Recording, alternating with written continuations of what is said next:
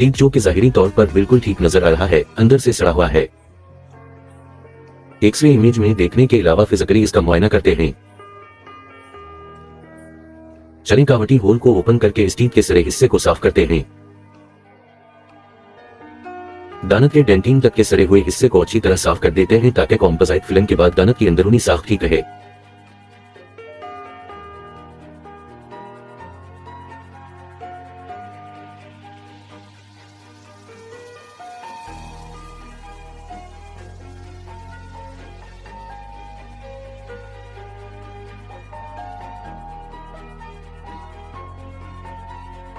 कावटी को composite film के लिए तैयार करते हैं।